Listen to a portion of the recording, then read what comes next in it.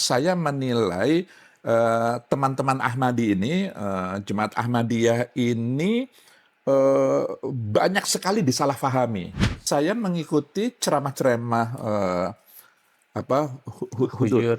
ya, itu, nggak ada yang yang berbeda, nggak ada yang, menyimpangi atau mengingkari inti ajaran Islam. Iya. Nah, di sini seringkali orang salah paham juga. Seakan-akan kalau kita tasamuh, kalau kita toleran, tenggang rasa, itu seakan-akan kita Membenarkan. membenarkan itu. Jadi perbedaan itu jangan dimaknai sebagai ancaman. Karena seringkali orang kalau berbeda itu merasa terancam. Dengan sesuatu yang berbeda itu seakan-akan harus dienyahkan.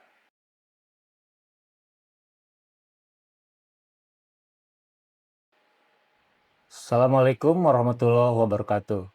Sahabat Warta Ahmadiyah, bertemu kembali bersama kami dalam program Bincang Bersama Tokoh. Satu hal yang istimewa pada hari ini, kita kedatangan tamu yang sangat istimewa. Beliau adalah salah seorang penggagas dari konsep moderasi beragama, tokoh yang selalu memperjuangkan perdamaian, ruang perjumpaan, dan konsisten terus mempertemukan berbagai kalangan untuk kemajuan bangsa negara dan tentu saja Islam di dalamnya. Selamat datang kepada yang terhormat Bapak Dr. Kiai Haji Lukman Hakim Saifuddin. Assalamualaikum Pak. Waalaikumsalam warahmatullahi wabarakatuh. Gimana? Sehat-sehat? Alhamdulillah, alhamdulillah. Ya. Alhamdulillah. Hari ini bukan suatu keistimewaan tentu bagi Hmm. kami dan teman-teman semua. Bapak berkenan hadir menjelang peringatan puncak Hari Ulang Ya, Tahun Kemerdekaan Indonesia yang ke-80. ya. Dari apa yang terdata di kami, Bapak sebelumnya tentu sebagai pejabat negara, tokoh Hmm. bangsa, sudah banyak berkecimpung di dalam pemerintahan, baik sebagai anggota Hmm. DPR, sebagai anggota MPR, Hmm. dan juga sebagai Menteri Agama tahun 2015 sampai dengan 2019. Nah, salah satu hal yang menarik bagi kami adalah apa yang selama ini kita kenal dengan konsep moderasi beragama. Banyak orang tentu ingin mengetahui langsung dari penggagasnya Ya. dalam perspektif Bapak, apa sih maksud daripada moderasi beragama itu sendiri? Ya. Assalamualaikum warahmatullahi wabarakatuh. Pertama saya merasa bersyukur, berbahagia bisa diundang dalam podcast yang diselenggarakan oleh Jemaat Ahmadiyah Indonesia ini. Dan ini bertemu kembali dengan sahabat Yendra untuk yang kesekian kalinya. Jadi Terima kasih. saya merasa terhormat bisa hadir di sini. Jadi menjawab pertanyaan tadi tentang moderasi beragama. Jadi ini adalah ikhtiar upaya usaha kita bersama bahwa beragama itu dua, memahami dan mengamalkan ajaran agama itu senantiasa hendaknya terjaga kemoderatannya. Moderat dalam artian tidak ekstrim. Jadi moderat itu lawan dari ekstrim. Ekstrim itu berlebih-lebihan dan melampaui batas. Jadi sederhananya, moderasi beragama itu adalah sebuah ikhtiar, usaha, bagaimana agar dalam memahami ajaran-ajaran agama dan mengamalkan ajaran-ajaran agama, itu kita tidak berlebih-lebihan dan tidak melampaui batas, tidak ekstrim. Sehingga tetap bisa moderat. Jadi yang dimoderasi itu adalah pemahaman dan pengamalan kita tentang ajaran agama, bukan agamanya yang dimoderasi. Seringkali masih ada kesalahpahaman, seakan-akan Islam yang dimoderasi. Islam tidak perlu dimoderasi, tapi faham kita tentang Islam, amalan-amalan keagamaan kita tentang Islam, itulah yang harus senantiasa terjaga, jangan berlebih-lebihan dan jangan melampaui batas. Jadi lebih pada ekspresi bagaimana Iya, beragamanya Pak ya, betul, seperti itu. Karena betul. seringkali kan orang berpikir moderasi beragama, agamanya dimoderasi atau Hmm. bahkan dicampurkan, Iya, gitu iya, seperti iya. itu. Bukan seperti Ya, itu ya Pak. jadi pemahaman kita dan Ya. pengamalan kita tentang agama. Nah, pasca dari konsep moderasi beragama, itu kita melihat banyak kemajuan Pak di dalam toleransi di Indonesia sehingga politik identitas yang mengataskan agama pun cenderung kemudian menurun. Hmm. Nah, tapi baru-baru ini di masa awal pemerintahan baru Pak Prabowo ini mulai naik lagi Pak, kasus di mana kemarin di Sukabumi, kemudian Ya. di Padang. Sebetulnya menurut Bapak apa sih yang paling mengkhawatirkan dari maraknya ekspresi keberagaman yang kemudian naik kembali eksklusif hari ini, dan apa menurut Bapak penyebab akar dari memburuknya landscape sulitnya Ya. berdialog itu? Wah, ini pertanyaannya mendasar sekali ini ya. Jadi begini, faham dan amalan keagamaan itu akan senantiasa dinamis begitu, akan senantiasa mengalami perubahan. Karena faham manusia tentang ajarannya, ajaran agama itu kan tidak statis.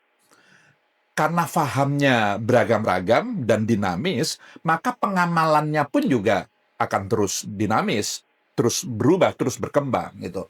Nah, oleh karenanya perubahan itu adalah sesuatu yang niscaya, karena itu sunatullah saja perubahan. Tapi bagaimana perubahan itu jangan sampai berlebih-lebihan, jangan sampai melampaui batas yang lalu kemudian dikenal ekstrim itu, karena ekstrim itu adalah faham dan amalan yang mengingkari inti pokok dari ajaran agama. Jadi setiap agama punya ajarannya yang universal, tidak terkecuali tentu Islam, maka bagaimana dalam memahami dan mengamalkan ajaran Islam, jangan sampai mengingkari inti pokok dari ajaran Islam itu sendiri. Nah, maka menjawab pertanyaan tadi, bagaimana agar tidak berlebih-lebihan dan melampaui batas itu, perlu upaya yang tidak berkesudahan. Saya sering mengatakan never ending process. Jadi moderasi beragama itu adalah proses yang tidak ada akhirnya. Bagaimana memoderasi beragama itu, karena tadi itu perubahan itu adalah sesuatu yang juga never ending begitu. Orang akan terus, pemahaman orang akan terus berkembang dan pengamalannya pun juga akan terus berkembang. Nah, kenapa lalu kemudian muncul senantiasa corak atau istilahnya tadi ekspresi beragama yang ekstrim, yang berlebih-lebihan? Karena begini, ini tentu faktor penyebabnya kompleks ya, tapi yang menonjol adalah cara orang memahami agama. Apa itu agama? Itu memang berbeda-beda.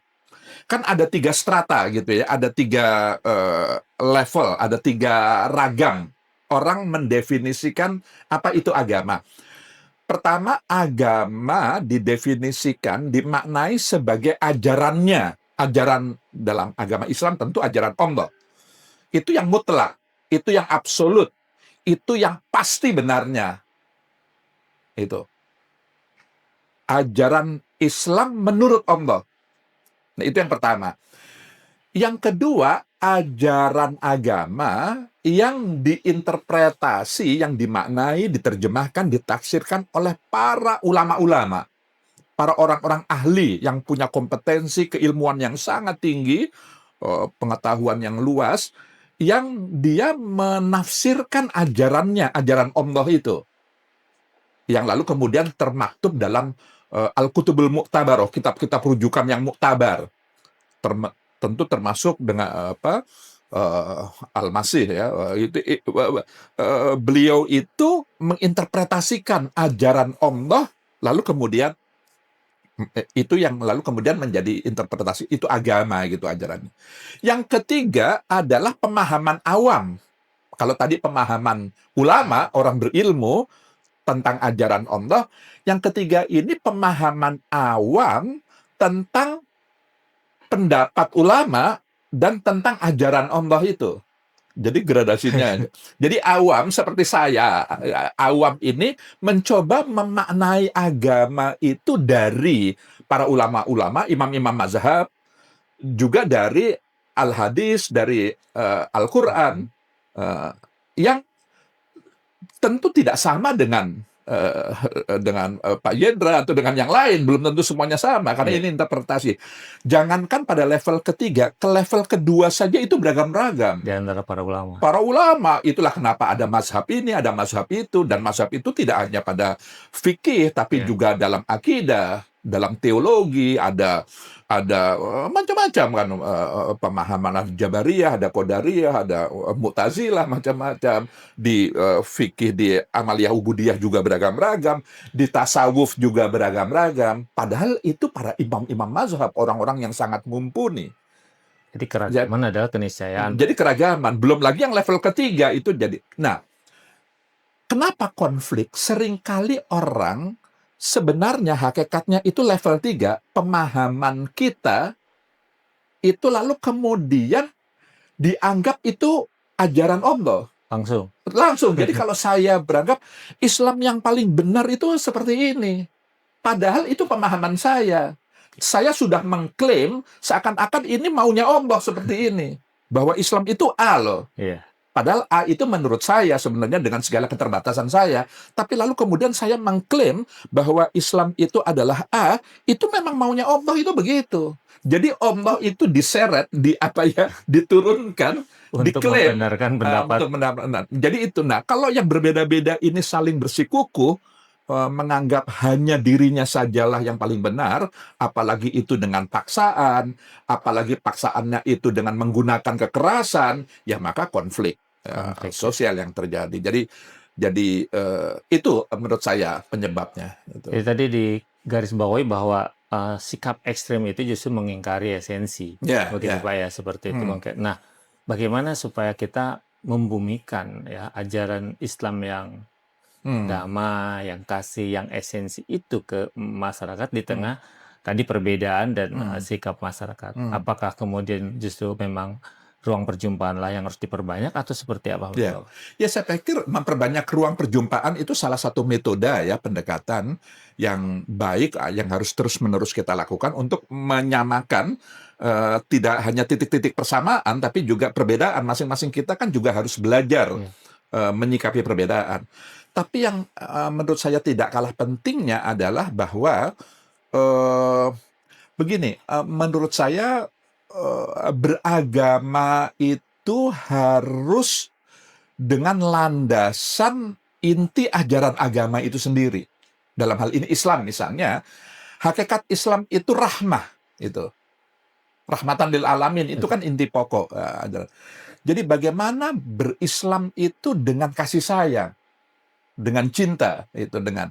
Jadi ini dulu nih, jadi karena agama itu ajaran kemanusiaan, ajaran bagaimana menjaga, memelihara, merawat manusia agar senantiasa terjaga kemanusiaannya.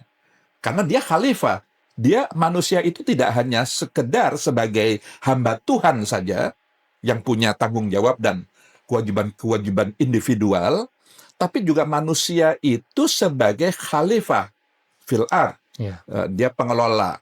Dia CEO dari alam semesta ini, dia harus mengatur. Maka dia juga punya kewajiban-kewajiban dan tanggung jawab sosial. Gitu. Nah, oleh karenanya beragama itu juga harus punya pemahaman bahwa kita memang harus kuat dalam hal keimanan, dalam hal keyakinan, apa yang kita anggap yang paling benar, tapi itu secara imani saja. Dalam diri kita saja, untuk konsumsi diri kita. Tapi ketika kita keluar, jadi kalau yang ke dalam itu saya sering mengatakan ini forum internum setiap manusia. Jadi wilayah imani seseorang yang nggak bisa diintervensi oleh siapa saja. Saya sebagai Muslim ya tentu saya menganggap Islamlah satu-satunya yang paling benar. Saya sebagai ahli sunnah, maka saya harus meyakini ahli sunnah lah yang paling benar. Oh kalau begitu yang lain, Syiah salah dong Pak. Secara imani saya salahkan. Karena saya seorang ahli sunnah. Tapi itu hanya di wilayah internum saya saja. Itu. Di wilayah imani, yang sangat personal gitu. Yang tidak bisa diintervensi oleh siapapun. Tapi kan beragama tidak hanya perkara iman semata. Apa yang kita imani harus kita amalkan. Maka ketika kita ingin mengamalkan apa yang kita imani, kita memasuki wilayah eksternum. Jadi kalau tadi internum, imani, ketika kita akan mengamalkan, kita berada di wilayah eksternum, ruang amali. Nah, di ruang amali ini isinya beragam-ragam nih. Maka ketika kita berada di wilayah eksternum, di wilayah publik, ruang publik, kalau tadi ruang privat, di sana ruang publik, ya maka toleransi yang harus diterapkan. Di ruang wilayah amali, di ruang eksternum, saya nggak boleh menganggap satu-satunya yang saya yakin yang paling benar dan lalu kemudian saya salah-salahkan. Saya hanya boleh menyalahkan yang berbeda dengan saya hanya pada wilayah internum saja. Tapi di wilayah eksternum saya harus tasamuh. Iya. Nah, di sini seringkali orang salah paham juga. Seakan-akan kalau kita tasamuh, kalau kita toleran, tenggang rasa, itu seakan-akan kita Membenarkan membenarkan itu, ajarannya, paham. meyakini dan membenarkan yang berbeda itu, padahal tidak. Toleransi itu ya menghargai, menghormati, bisa bersinergi, bisa berkolaborasi, bekerja sama kan dengan siapapun juga. Ta'awanu 'alal birri wat taqwa, selama ukurannya itu kebaikan kan gitu, ketakwaan kebaikan. Yang nggak boleh itu kerjasama kalau untuk permusuhan gitu.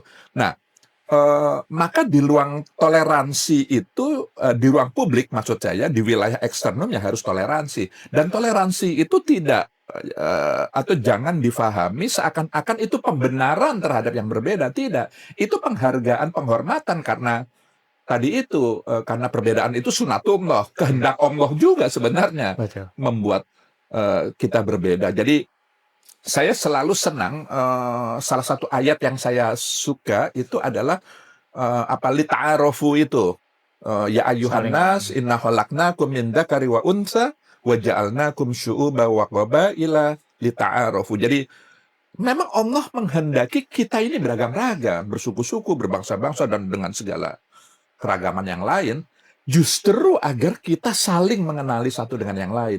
Jadi saling mengenali itu tidak hanya sekedar saling berkomunikasi, tidak hanya sekedar saling berinteraksi, tapi juga saling mengenali itu juga saling mengisi, saling melengkapi, saling memberi, saling berbagi, saling membangun kooperasi, saling bersinergi, berkolaborasi. Jadi anugerah sebenarnya perbedaan itu. Nah, menjawab pertanyaan tadi itu ya bagaimana agar perbedaan itu tidak menjadi konflik, maka ya cara kita memahami ajarannya, ajaran Tuhan itu adalah tadi dengan semangat rahmah dan memahami bahwa ini anugerah perbedaan itu. Jadi perbedaan itu jangan dimaknai sebagai ancaman. Karena seringkali orang kalau berbeda itu merasa terancam. Dengan sesuatu yang berbeda itu seakan-akan harus dienyahkan. Kalau dia merasa lebih besar, merasa lebih mayoritas, lebih kuat, lebih banyak, maka terhadap yang berbeda, apalagi yang berbeda itu kecil, minoritas, lemah, nggak kuat, sudah ini mengancam saya nih, kita enyahkan saja, kita hilangkan. Atau sebaliknya, kalau yang berbeda itu adalah sesuatu yang lebih besar dari kita, dia mayoritas, dia kuat, dia banyak, tapi dia besar, maka saya akan menarik diri karena saya berbeda dengan dia. Padahal menarik diri eksklusif itu juga bukan ajaran Islam. Justru Islam itu harus membaur untuk menebarkan rahmat bagi semesta itu. Jadi pemaknaan terhadap perbedaan buat saya itu juga penting. Seringkali kita menganggap perbedaan itu negatif, gitu, sehingga tadi itu ekspresi keberagamaan kita justru mengingkari inti dari ajaran agama itu sendiri. Menarik tadi yang disampaikan oleh Pak Lukman bahwa solusinya sebetulnya selain perjumpaan adalah kembali kepada konsepsi awal beragama ya, bahwa iman itu hubungannya dengan Tuhan, tetapi implementasinya dengan manusia, tentu keyakinan terhadap sesuatu tidak bisa kemudian kita mengklaim perbedaan itu sebagai sebuah ancaman. Justru harusnya menjadi rahmat dan untuk kemudian mengenal dan membangun bersama. Nah, pada saat apa yang kemudian Bapak tulis di dalam buku Ahmadiyah di Mata Tokoh Indonesia, salah satunya Bapak di awal menulis tentang pertemuan pada saat awal-awal menjadi Menteri Agama saat itu, mendengarkan yang terpinggirkan. Bapak kemudian mengumpulkan beberapa tokoh yang selama ini mungkin dianggap termarginalkan, salah satunya tentu komunitas Ahmadiyah. Dan salah satu harapan Bapak di situ Bapak sampaikan agar Ahmadiyah lebih terbuka, lebih kemudian bergaul dan berkolaborasi dengan banyak pihak, dan di pernyataan Bapak itu disampaikan sekarang sudah menuai hasil. Mungkin Bapak bisa lebih jelaskan apa yang dimaksud sekarang Ahmadiyah sudah lebih terbuka dan seperti yang Bapak harapkan menuai hasil. Ya, jadi saya itu bersyukur sekali ya dalam waktu beberapa tahun terakhir ini perubahannya itu sangat terasa gitu. Karena dulu saya merasa, boleh jadi ini penilaian saya yang juga tidak tepat gitu, tapi setidaknya secara personal saya menilai teman-teman Ahmadi ini, Jemaat Ahmadiyah ini banyak sekali disalahpahami itu. Itulah kenapa ada persekusi, ada intimidasi, ada macam-macam lah kisah-kisah yang sangat mengusik kemanusiaan kita gitu ya. Dan itu dilakukan atas nama agama, itu menyedihkan sekali itu. Nah, lalu kemudian saya mencoba mencari tahu, maka lalu kemudian saya mendapatkan, oh ini kesalahpahaman yang luar biasa. Maka lalu kemudian saya berharap betul teman-teman Ahmadi ini harus keluar diri, harus memperkenalkan. Karena yang paling otoritatif, yang paling punya kewenangan untuk menjelaskan Ahmadiyah itu kan ya justru teman-teman Ahmadiyah itu sendiri gitu kan. Ya yang lain sih bisa, tapi ya tapi yang paling otoritatif ya. Jadi itu maksud saya, keluar, harus membuka diri, keluar untuk juga orang tahu, oh ternyata, karena perbedaan itu bukan untuk diseragamkan. Itu melawan sunatullah, karena perbedaan itu sunatullah. Tapi perbedaan itu harus disikapi dengan penuh kearifan. Dengan kearifan itulah maka kemudian hakikat lita'arofu tadi itu menjadi bisa kita dapatkan. Jadi itu maksud saya. Dan sekarang saya merasakan sudah jauh sekali berbeda. Lihat saja, bisa dilihat dari intimidasi atau persekusi atau dibanding tahun-tahun sebelumnya. Betul. Ya kita bersyukur meskipun masih ada 1-2 begitu ya, tapi relatif sudah. Dan saya senang sekali teman-teman JAI ini sudah juga banyak membuka diri, membangun kerjasama dengan kalangan luar, dan itu bagus sekali gitu untuk lalu kemudian orang paham bahwa oh ini sebuah paham keagamaan yang juga harus dihargai dan dihormati meskipun tidak semuanya sama. Tapi buat saya perbedaan-perbedaan itu pada hal-hal yang tidak universal sebenarnya, tidak inti, tidak pokok. Jadi yang saya maksud ajaran inti itu misalnya kemanusiaan, keadilan, persamaan di depan hukum, misalnya menjaga lingkungan hidup, misalnya membangun kerukunan, menjaga perdamaian, itu inti-inti pokok. Tidak ada perbedaan di antara kita tentang itu. Perbedaan di antara kita itu kan pada wilayah amaliyah ubudiyah misalnya, tata cara peribadatan, sholatnya, atau keyakinan-keyakinan yang ya itu masih pada wilayah-wilayah yang bisa dihargai, bisa dihormati, bukan pada wilayah yang universal tadi menurut saya. Walaupun demikian mungkin Bapak satu dari sedikit ya tokoh yang berani untuk hadir di kelompok-kelompok yang terpinggirkan ya, yang selama ini mungkin quote and quote dianggap sesat, dianggap kafir. Itu merupakan satu tantangan tersendiri kan untuk hadir, karena tadi Pak dianggap kemudian menjadi pembela atau pendukung atau membenarkan begitu kan. Salah satu yang mungkin paling krusial adalah pada saat kami tentu saja tidak menyangka Bapak hadir di pemakaman Amir Nasional kami sebelumnya, Bapak Maulana Abdul Basir almarhum ya pada saat itu tahun 2022 ya kalau tidak salah. Dan Bapak hadir di sana, apa yang membuat Bapak kemudian merasa saya harus hadir di sana? Iya, saya juga tidak tahu ya. Tapi saya tergerak, saya begini. Saya merasa ini selain tentu adalah Pak Maulana Abdul Basit adalah tokoh yang buat saya luar biasa saya juga banyak belajar dari kegigihan, dari semangat beliau dan banyak hal-hal lain lah. Eh, Tentu saya takzim gitu ya. Saya hadir takziah pada kematiannya itu sesuatu yang sangat pada tempatnya. Tapi saya ingin memanfaatkan momentum itu sebagai sebuah kesempatan bagi saya bahwa eh, ini sesuatu yang biasa aja loh di antara kita yang berbeda gitu, nggak ada yang harus nggak ada yang aneh gitu. Jadi itu saya ingin membuka. Jadi tentu saya berharap expose media bisa lebih baik atau ada jadi dengan ya ini mohon maaf sekali gitu ya, saya ingin eh, ingin memperkenalkan Ahmadiyah loh, ini ada tokohnya yang wafat lalu kemudian mereka sedang berkabung dan seterusnya. Jadi itu sih sebenarnya yang memotivasi saya gitu. Membiasakan untuk hadir pada yang berbeda itu biasa. Biasa aja. Nah, kemudian Bapak kan berlanjut, seperti tadi Bapak sampaikan, permasalahan Ahmadiyah adalah kesalahpahaman, gitu Ya. kan, karena terjadi gap informasi antara awam dengan Ahmadiyah dalam banyak hal.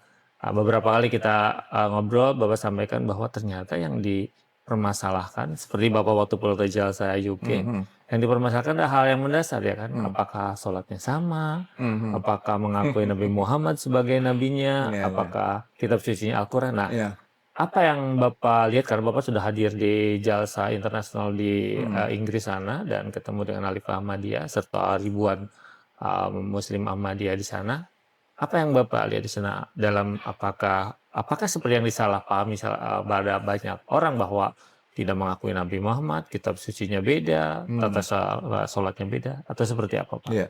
Ya, saya pikir tidak ada perbedaan, itu semuanya sama begitu ya. Kan begini, kalau seterbatas pengetahuan saya, kesalahpahaman itu, jadi ketika saya ikut jalsah salanah di Inggris itu relatif nggak ada perbedaan yang mendasar gitu. Baik ajarannya, sembahyangnya juga sama, nggak ada yang berbeda gitu. Tapi yang saya tangkap, kesalahpahaman itu kan terkait dengan kenabian pemimpin pendiri Ahmadiyah, Mirza Ghulam Ahmad. Mirza Ghulam Ahmad itu, karena ya nubuat itu ya, nubuah itu. Jadi selagi lagi mohon maaf kalau salah, saya mohon dikoreksi. Saya memiliki pemahaman menurut kalangan Ahmadiyah, beliau adalah orang yang berkewajiban melanjutkan nubuah ini, itu Nabi Muhammad. bukan membuat agama baru, itu bukan tapi melanjutkan risalah atau kenabian, fungsi kenabian itu. Tapi orang di luar Ahmadiyah menganggap, wah ini nabi baru nih, dianggap nabi baru. Jadi di situ, dan selama ini saya belum mendapatkan penjelasan yang utuh tentang ini. Jadi ini salah satu yang mungkin perlu lebih siarkan keluar, bahwa apa sih sebenarnya konsepsi nubuah itu. Nggak apa-apa kalau berbeda pun juga nggak apa-apa, bahwa itu adalah keyakinan jemaat Ahmadiyah yang juga harus dihormati dan dihargai gitu. Kan tidak semua hal kita harus sama gitu. Tidak semua hal itu. Di kalangan ahli sunnah saja juga banyak sekali perbedaan-perbedaan gitu. Nggak, di kalangan Syiah pun juga tidak sama. Terbukti ada Syiah itu juga macam-macam firqahnya kan gitu. Jadi keragaman perbedaan itu sesuatu yang lumrah saja. Hanya ini perlu dijembatani.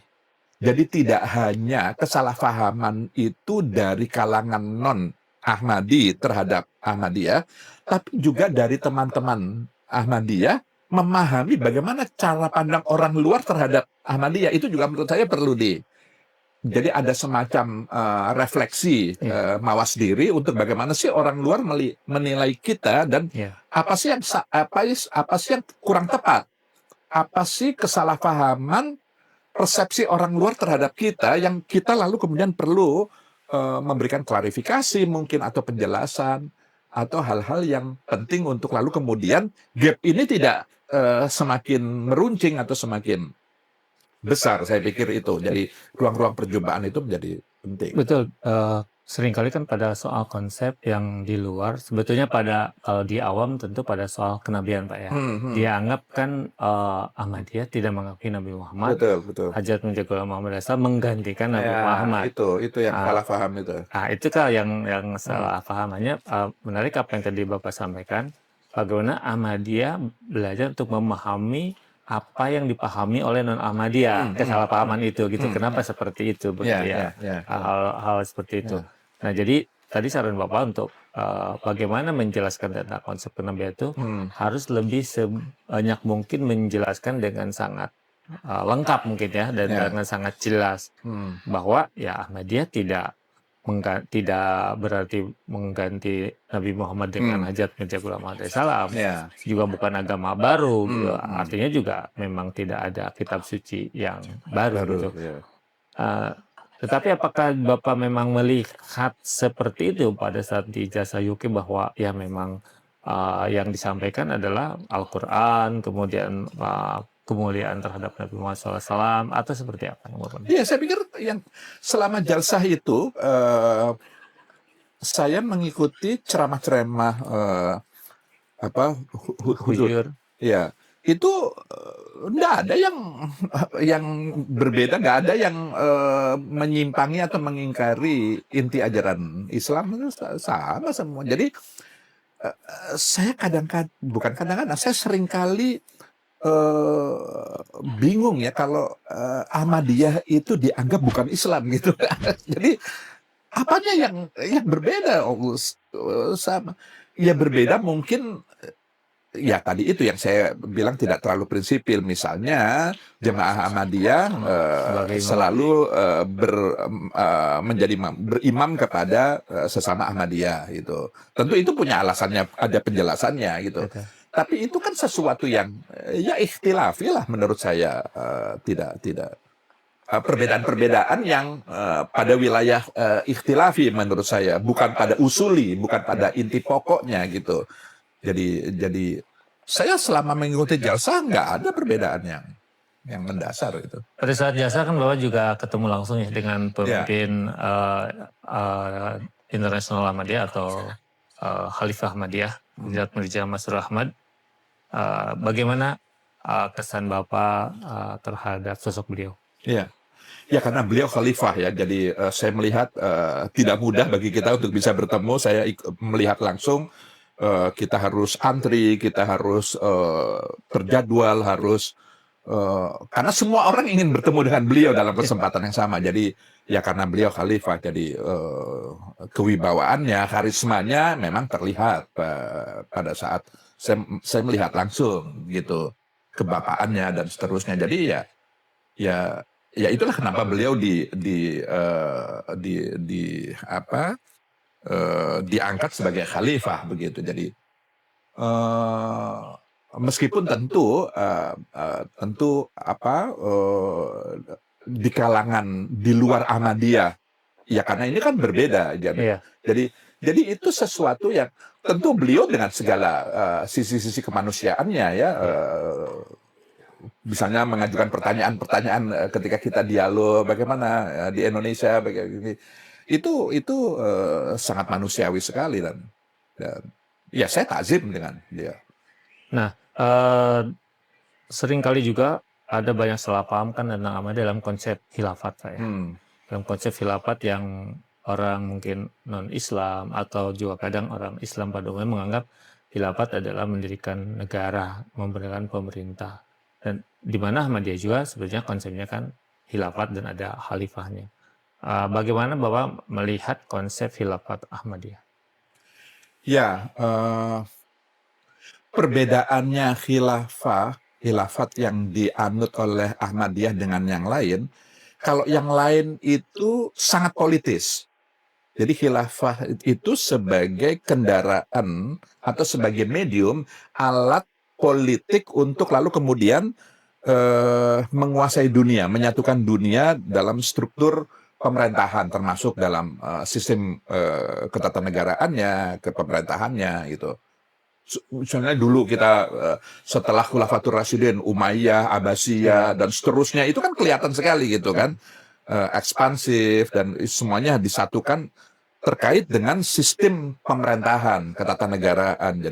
Jadi politik praktisnya itu kental sekali. Kalau saya lihat Ahmadiyah tidak ke arah sana. Saya tentu tidak mendalami ya. Tapi faktanya di lapangan tidak nampak itu. Kan tidak ada misi-misi khusus Ahmadiyah untuk bagaimana menerapkan khilafah pada negara-negara. Saya belum pernah dengar. Tapi sistem khilafah itu dalam Ahmadiyah, lagi-lagi sependek pengetahuan saya, itu adalah untuk menyatukan umat gitu. Dalam makna yang lebih luas, tidak pada sistem ketatanegaraan,nya, kepada politik praktisnya maksud saya, tidak di situ, tapi lebih pada ajaran-ajaran Ahmadiyah yang misalnya amaliyah ubudiyahnya, persaudaraannya. Saya melihat kekuatan Ahmadiyah salah satu yang menonjol kalau dibanding dengan yang lain adalah brotherhood, persaudaraannya. Apa ya? Ikatan, cohesiveness di Jalsa itu kelihatan sekali itu. Ya, jadi ya persaudaraan. Jadi mungkin itu yang ingin diperluas sehingga khilafat itu. Jadi buat saya memang di Islam sendiri melalui para ulama-ulamanya, konsepsi khilafah ini kan tidak tunggal, beragam dimaknai. Jadi ini sesuatu yang dalam bahasa saya ini wilayah ikhtilafi saja sebenarnya. Yang kalau memasuki wilayah itu ya sudah masing-masing kita harus punya kemauan dan kemampuan untuk menghargai dan menghormati perbedaan begitu gitu. Nah, selama Bapak mungkin hampir seminggu ya mengikuti jasa di London, di UK itu, apa yang paling berkesan dari yang Bapak lihat dalam jasa, dan juga mungkin dilihat juga dari pidato-pidato yang disampaikan dalam konteksnya tentang persatuan Islam dan perdamaian dunia. Ya, ya. Jadi pertama tadi itu saya lihat ikatan persaudaraan yang kental sekali gitu ya. Dan yang saya senang dari Ahmadiyah itu slogannya itu. Jadi Love for all. cinta, ya, love for all itu jadi karena itu inti ajaran Islam gitu. Rahmah itu di situ. Dan saya senang Ahmadiyah itu dia membawakan, memahami dan membawakan dan menebarkan ajaran-ajaran Islam itu tidak dengan kekerasan, tidak agresif dalam artian memaksakan atau, dan itulah hakikat Rasulullah menurut saya dalam berdakwah, dalam menebarkan ajaran Islam. Beda dengan kalangan lain kan yang dalam mendakwahkan ajaran Islam itu dengan paksaan, dengan kekerasan, dengan saling menebarkan caci maki dan seterusnya gitu. Jadi itu yang menonjol menurut saya, dan ini yang harus terus dijaga, dipelihara menurut saya. Nah, kalau kita misalnya hubungkan dengan konteks di Indonesia, Pak, di mana sekarang beberapa hari ke depan kita akan memperingati di ulang tahun kemerdekaan negara kita tercipta, Republik Indonesia yang ke-80.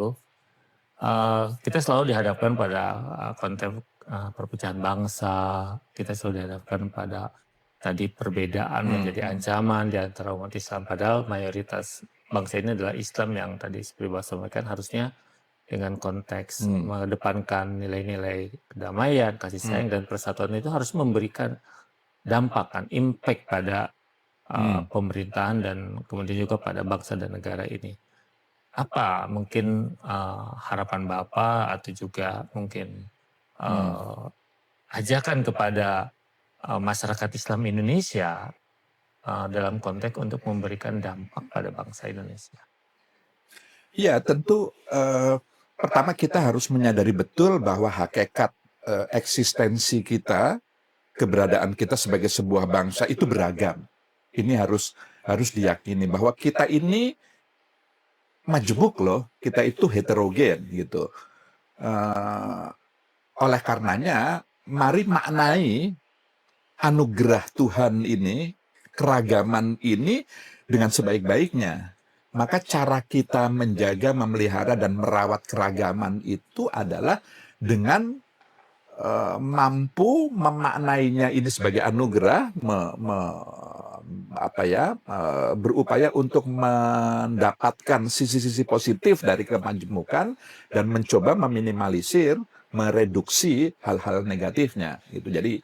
Jadi menurut saya itu karena bangsa ini kan bangsa yang memang keragamannya luar biasa. Jadi makna kemerdekaan kalau menurut saya semua kita, khususnya para elitnya, para pemimpin, karena pemimpin itu kan punya tanggung jawab lebih besar gitu ya.